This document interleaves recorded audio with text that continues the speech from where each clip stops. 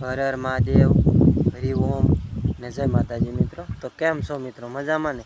તો સ્વાગત છે આજના નવા વિડીયોની અંદર.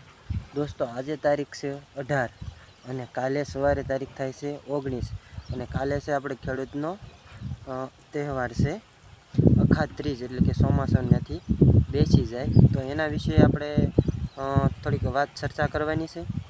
અને અખાત્રીજની આપ સૌને એડવાન્સમાં શુભકામનાઓ.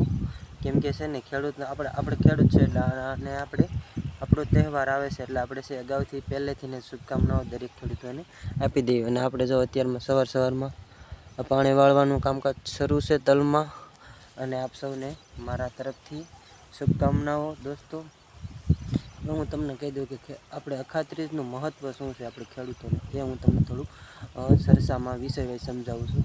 તો આ દિવસે છે ને દોસ્તો ખેડૂતો છે ને જે વાવણીનું કે ટ્રેક્ટરનું કે સોનું ખરીદે એ બધું જેવું કામકાજ કરે તો એ શુભ ગણાય છે. વાવણીની શરૂઆત કરતા હોય છે તો વાવણીમાં બી નાખી અને એનું રોપ મુહૂર્ત કરી વાળે એટલે શુભ ગણાય છે.